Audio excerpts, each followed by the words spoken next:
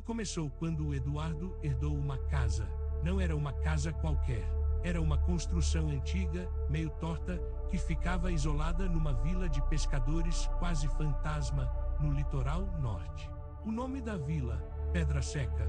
Já o nome da casa, ninguém sabia mais. Ela parecia ter nascido da própria rocha, erguendo-se sobre um penhasco castigado pelo vento, com as janelas olhando para um Atlântico cinzento e sempre agitado.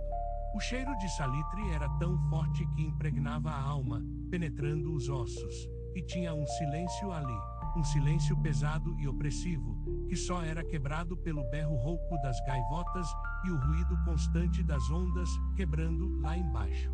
Um silêncio que, com o tempo, o Eduardo perceberia, não era bem silêncio, mas uma pausa, uma respiração de algo mais vasto. Ele foi para lá para buscar paz, sabe? Para escrever, para se afastar do barulho e da vertigem da cidade grande. Achava que a solidão seria uma boa companhia, um antídoto para a cacofonia moderna. Bobo.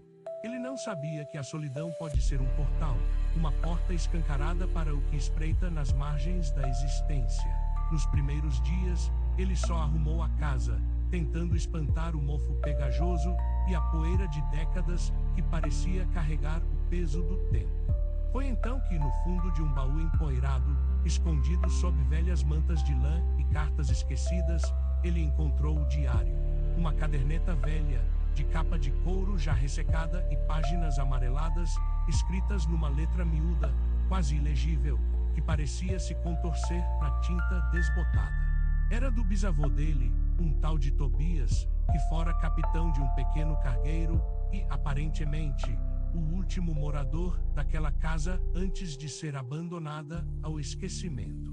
No começo, as anotações eram rotineiras, quase banais. Rotas de navegação, carregamentos de sal e peixe, observações meteorológicas sobre o humor caprichoso do Atlântico. Mas com o passar das páginas, a caligrafia de Tobias parecia tremer. O tom escurecia, tingido por uma apreensão crescente que quase se podia sentir no papel envelhecido. Começavam a surgir menções a luzes estranhas que dançavam sobre as ondas em noites sem lua, espectros luminescentes que não tinham fonte conhecida. Falava de cantos guturais que pareciam vir das próprias entranhas das profundezas marinhas, um lamento primal que arrepiaria a espinha de qualquer um que ousasse ouvir. Ele descrevia uma pedra que sussurra em uma enseada escondida, um monólito de escuridão que parecia respirar, pulsar com uma vida inorgânica.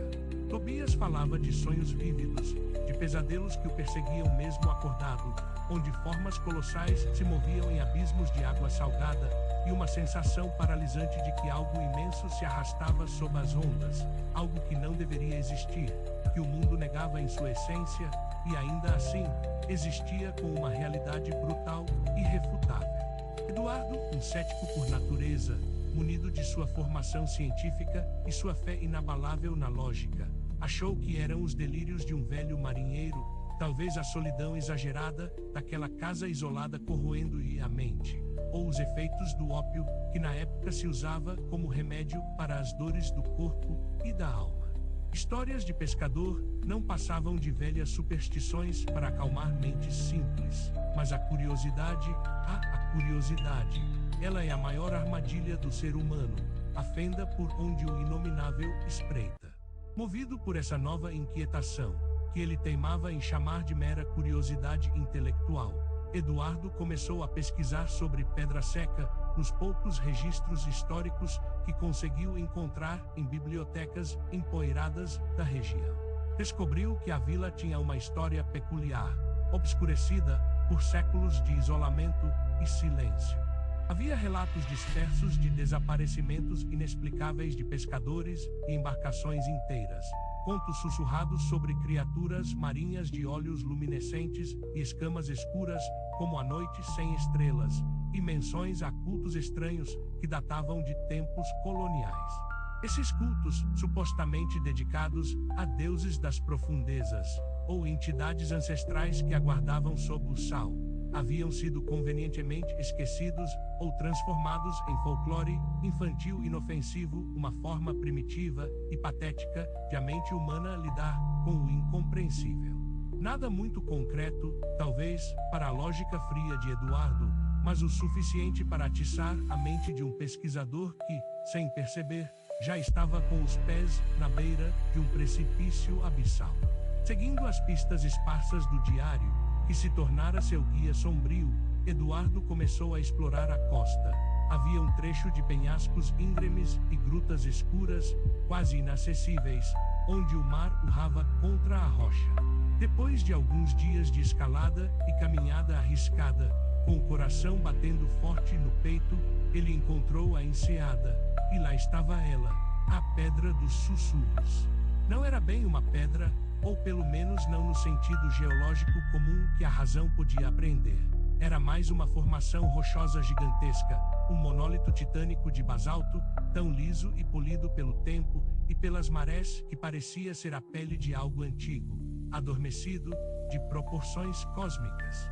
Seu tom de escuridão era tão profundo que parecia absorver a própria luz, criando uma anomalia visual no ambiente, como um buraco na realidade, uma cicatriz no tecido do espaço-tempo.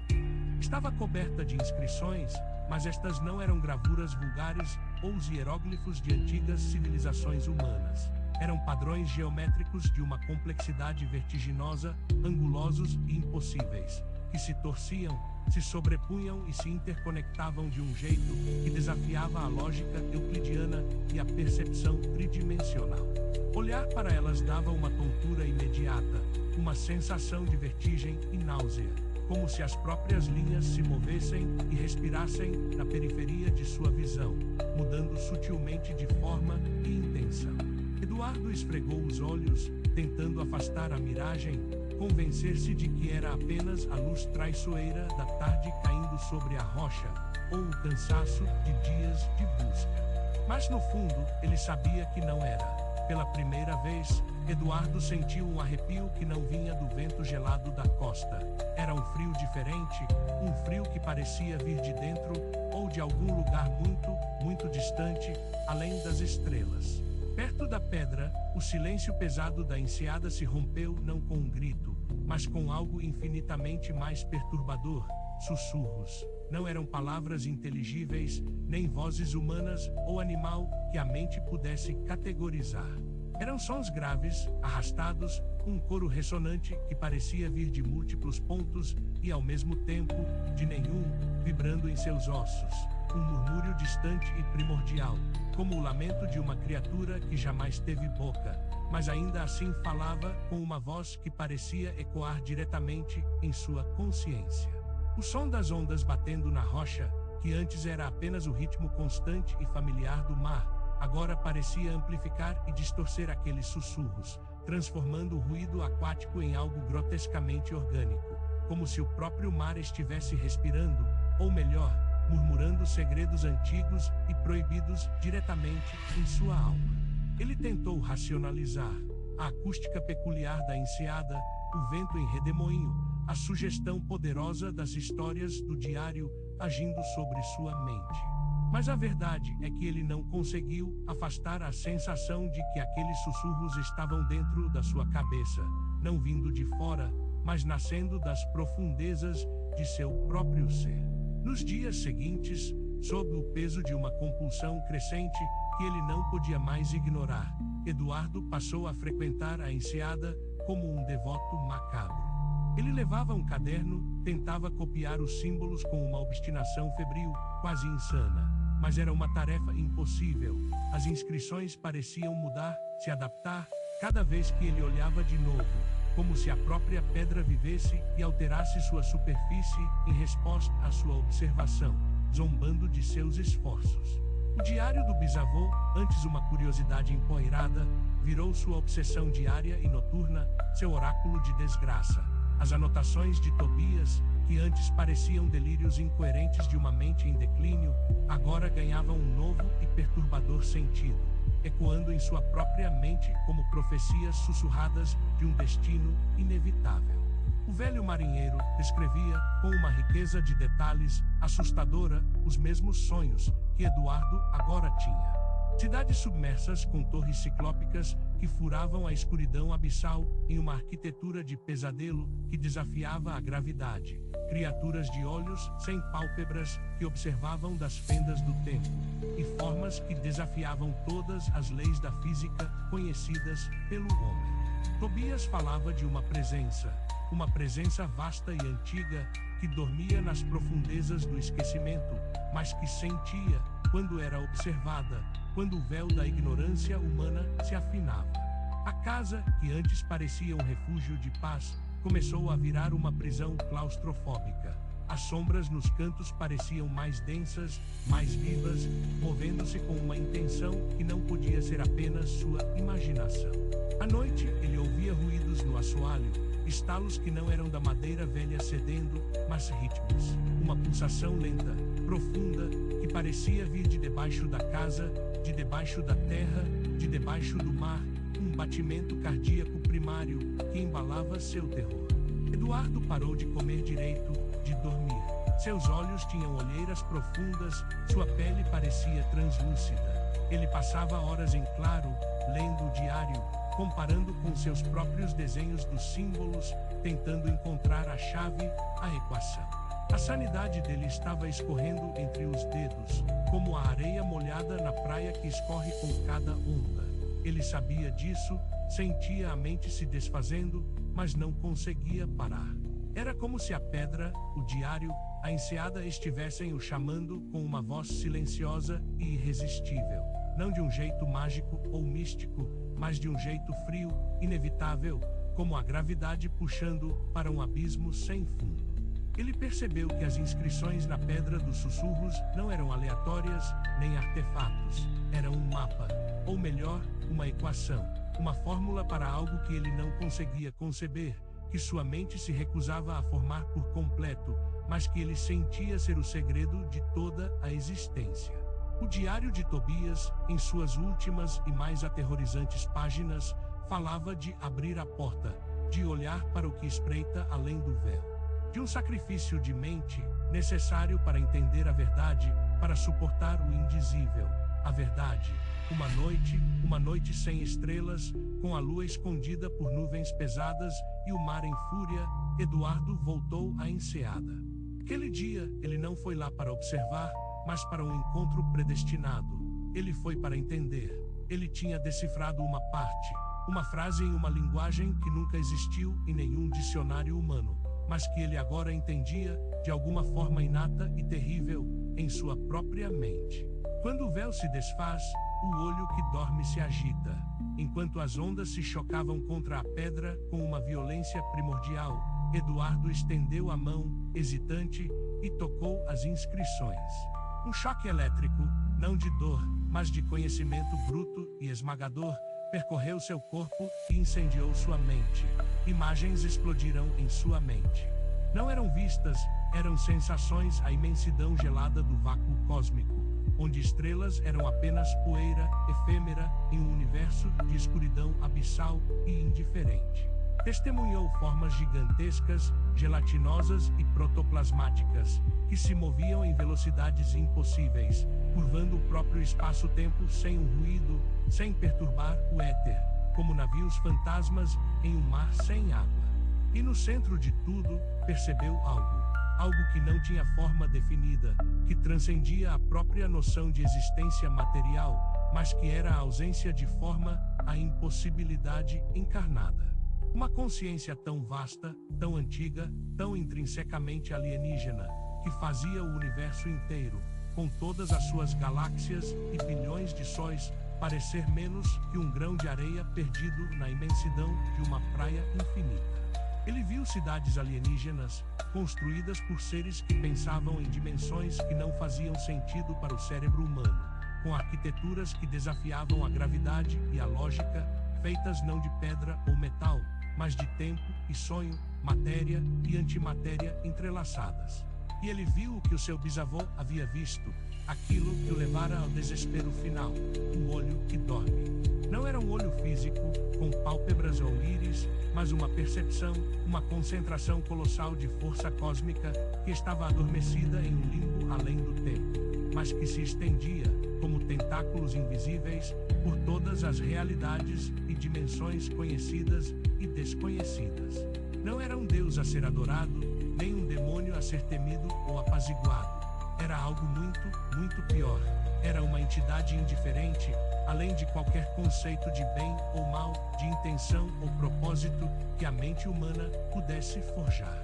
Não tinha maldade, não tinha bondade, não escolhia existir, simplesmente era. E a sua mera existência era a negação de toda a vida, de toda a lógica, de toda a compreensão que a mente humana pudesse sequer arranhar. Era o abismo se revelando, e o abismo não se importava. Eduardo tentou gritar, mas sua garganta estava paralisada, selada pelo terror primordial que dilacerava sua alma. Nenhum som saiu, embora seus pulmões se recusassem a funcionar e seus nervos gritassem em agonia silenciosa. A realidade à sua volta, que antes parecia tão sólida e familiar, começou a se contorcer e a se desfazer em filamentos de luz e sombra. As rochas da enseada se dobraram em ângulos impossíveis, mudando de forma como se fossem massas disformes de argila escura e viva. O mar, antes cinzento e familiar, se tornou um líquido viscoso que refletia cores que não existiam no espectro visível, pulsando com uma luz interna de outro domínio, de outra dimensão. O céu acima dele se rasgou, e por um milésimo de segundo que se estendeu por uma eternidade, ele viu não as estrelas familiares, mas cicatrizes cósmicas, rachaduras pulsantes em uma membrana tênue que separava seu mundo de outros mundos, onde o vazio reinava e a sanidade era apenas uma piada cruel. Um luxo que ele já não podia mais ostentar. A verdade não o libertou, a verdade o quebrou. Ele caiu de joelhos, as mãos sobre a pedra gelada, os símbolos vibrando sob seus dedos com uma energia que parecia drenar sua própria força vital. Não havia como voltar. O que ele tinha visto, o que ele tinha sentido, era permanente. A visão do universo como ele realmente, não como nós o percebemos em nossa pequena bolha de ilusão, era um veneno para a alma, um ácido que dissolvia a própria essência de sua humanidade. Ele não estava louco no sentido clínico da palavra, ele estava expulso. Sua mente humana não tinha capacidade para conter aquela verdade esmagadora. Ela se esvaiu, se fragmentou em bilhões de pedaços de entendimento alienígena, deixando para trás apenas uma casca vazia, uma sombra do homem que um dia fora. Quando o sol nasceu, um sol fraco e pálido, que parecia ironicamente normal depois da noite anterior de caos cósmico, Eduardo ainda estava lá, mas não era o mesmo homem. Seus olhos estavam abertos, fixos no horizonte, mas não viam o mar, viam o vazio. Seu corpo estava paralisado, como uma estátua de sal, mas sua mente estava viajando por entre galáxias distantes, por dimensões esquecidas, sempre sob o olhar daquela indiferença cósmica que era agora sua única realidade. Ele não sentia mais fome, nem frio, nem medo, apenas a vastidão insondável do nada, a compreensão de sua própria insignificância. Os pescadores da vila o encontraram dias depois. Estava magro, pálido, a boca ligeiramente aberta, como se estivesse tentando articular algo que nenhum ser humano poderia pronunciar, um som que não pertencia a este mundo. Eles o levaram de volta para casa, mas ele nunca mais falou. Passava os dias sentado na varanda, olhando para o mar, mas não era o mar que ele via. Era o véu rasgado, a fronteira borrada entre os mundos. A casa ainda está lá, em pedra seca. Dizem que em noites de tempestade, os sussurros da pedra chegam até a vila, levados pelo vento ululante, e que a casa parece gemer sob o peso de segredos indizíveis. E que se você olhar bem, as janelas daquela casa parecem dois olhos vazios, profundos, olhando para o horizonte, esperando pelo quê? pela próxima mente curiosa, pelo próximo pesquisador, pelo próximo barco, pelo próximo entendimento, porque o olho que dorme ele não se importa, mas ele sente, e de vez em quando ele se agita. E a realidade que você conhece bem, ela pode ser só uma casca fininha e frágil. E lá embaixo há coisas que nem deveriam ter nome, coisas mais antigas que o tempo e o espaço. E elas estão sempre esperando no silêncio do abismo.